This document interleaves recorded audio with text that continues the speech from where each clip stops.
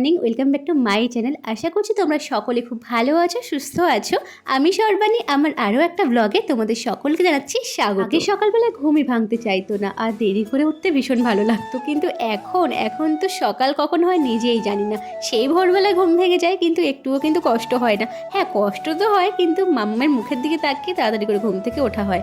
আর তারপরে কতক্ষণ ওর কাজগুলো করবো সেই চিন্তাটাই মনের মধ্যে থাকে। সকালবেলা ঘুম ভাঙার পরেই কিন্তু মিঠি সোনা চলে গেছে দাদু ভাইয়ের কোলে, আর দাদু ভাইয়ের কোলে উঠে সে ঘুরু ঘুরু করছে বাইরে। তো ততক্ষণেই আমি সমস্ত কাজগুলো করে নিচ্ছি, ওর বিছানাপত্রগুলো সুন্দর করে গুছিয়ে নিয়েছি। আর তারপরে কিন্তু চলে আসলাম ছাদে। কিছু কাঁথা কাপড় ছিল, সেগুলো ভালো করে ধুয়ে ছাদে এসেছি মেলতে। নিয়ে গেছিলাম 3 মাসে ডাক্তারের কাছে চেক আপ করানোর জন্য। হ্যাঁ, তখনও কিন্তু মিঠি সুস্থই ছিল। তো তারপর থেকে সুস্থ ছিল বলে মিঠিকে আমি আর কোনো রকম ডাক্তার দেখাইনি, আর যার জন্য চেক আপটাও হয়নি। তোমরা আমাকে অনেকদিন ধরে জিজ্ঞেস করছিলে মিঠির 8 মাসে ওজন কত, কিন্তু আমি নিজেই জানতাম না, তাই জন্য তোমাদের কোনো রকম উত্তর আমি দিতে পারিনি। তো আজকে মিঠিকে নিয়ে যাচ্ছি চেক আপ করানোর জন্য, তারপর বাড়িতে এসে তোমাদের সঙ্গে শেয়ার করছি মিঠির 8 মাসে এখন ওজনটা কত হলো। ওয়েদারের জন্য মিঠির কদিন আগে ভীষণ শরীরটা খারাপ ছিল, তোমরা নিশ্চয়ই আগের ভিডিওতে সেটা দেখেই নিয়েছো। কিন্তু মিঠিকে যে ডাক্তারবাবুকে দেখাই, উনি তখন ছিলেন না, উনি তখন বাইরে ছিলেন। কিন্তু ডাক্তারবাবুর পরামর্শে কিছু ওষুধ আমি মিঠিকে খাইয়েছিলাম, মিঠি তখন সুস্থ হয়ে গেছে। যখন ডাক্তারবাবু বসছেন, তাই জন্য কিন্তু চলে এসেছিলাম মিঠিকে নিয়ে চেক আপ করানোর জন্য। আর এখনো পর্যন্ত ডাক্তারবাবু এসে পৌঁছাননি, যার জন্য কিন্তু আমরা অপেক্ষা করছিলাম। আর মা এসছে, আমি এসছি মিঠিকে আজকে সাথে করে নিয়ে। কিন্তু ঘুরতে ভীষণই পছন্দ করে, অনেকক্ষণ কিন্তু চুপচাপ ছিল, কিন্তু যখনই এক জায়গায় অনেকক্ষণ ধরে বসেছিলাম না, ওর কিন্তু অস্বস্তি লাগছিল, যার জন্য কিন্তু মিঠিকে আমি বাইরে নিয়ে এসেছিলাম। আর বাইরে এনে কিন্তু গাড়ি দেখাচ্ছিলাম। তারপরে ম্যাডাম একটু চুপ হয়েছিল। তোমরা আমাকে অনেকদিন ধরে যে কোয়েশ্চেনটা করছিলে, সেই কোয়েশ্চেনটার আনসারটা আমি আজকে দিচ্ছি।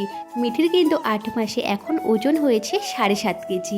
ওকে আজকে কিন্তু ওজনটা মাপলো, যার জন্য কিন্তু তোমাদের সঙ্গে আমি কথাটা শেয়ার করতে পারলাম। বিকেলবেলা দিকটাতে একটুখানি মিঠির কাণ্ড দেখো, ওকে হরলিক্স দিয়েছে, ও কাউকে দিতে চাইছে না একদমই।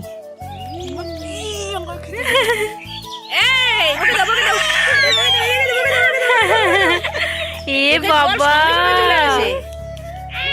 হরলিক্স দিল না।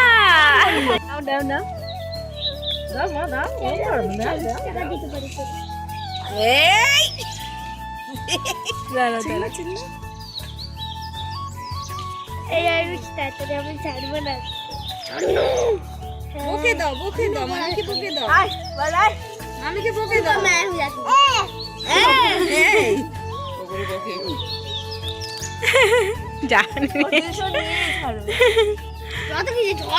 মিঠিকে যেদিনকে চেক আপটা করিয়ে এনেছিলাম, সেদিনকে বিকেলবেলায় আর ভিডিওটা এন্ড করা হয়নি। তো এটা হলো পরের দিন বিকেলবেলায় আমরা একটুখানি ঘুরু ঘুরু করতে যাচ্ছিলাম। মিঠির তাতু ভাই কিন্তু আজকে মিঠিকে গাড়ি করে ঘুরু ঘুরু করতে নিয়ে যাচ্ছিল, জন্য এখানটায় আমি আর মিঠি কিন্তু রেডি হয়ে গেছিলাম। আর আমাদের সঙ্গে কিন্তু যাবে আমার মা, আর মাই কিন্তু সব জায়গায় যায় আমার সাথে আর মিঠির সঙ্গে। তো এখানটায় আমরা বেরিয়ে গেছি, গাড়িতে উঠে মিঠি তো সেই আনন্দ করছিল। মিঠির ওয়েটটা চেক করার পরে যখন আমি ডাক্তারবাবুকে জিজ্ঞেস করলাম মিঠির ওয়েটটা ঠিক আছে কিনা, ডাক্তারবাবু কিন্তু তখন বলে দিয়েছেন মিঠি পুরোপুরি সুস্থ আছে, ওয়েটটাও কিন্তু একদমই ঠিকঠাক আছে। আমি শুধু এটা মনে করি বাচ্চারা সুস্থ থাকলেই হলো, সুস্থভাবে ওরা খেলাধুলো করলেই হলো। সব বাচ্চারা তো সমান নয়, সব বাচ্চারা যে পরিমাণে একই রকম খাবে এটারও কোনো মানে নেই। তো বাচ্চারা যেমনই খাক না কেন, ওদের যেটুকু দরকার ওরা কিন্তু সেইটুকুই খাবে। তো এটা নিয়ে কোনো ভাবনার বিষয়ই নেই যে ওদের ওয়েটটা আরও বেশি বেশি করে বাড়ছে না কেন।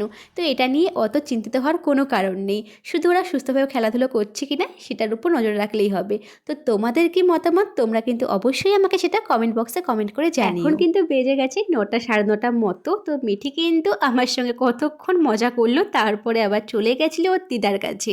তো দিদুরের সঙ্গেও কিন্তু বেশ খেলা করছিল। তারপরে ম্যাডামের একটুখানি ঘুম চলে এসেছিলো, তো তাই জন্য মিঠিকে আমি ঘুম পাড়ানোর জন্য ঘরে নিয়ে চলে গেছিলাম।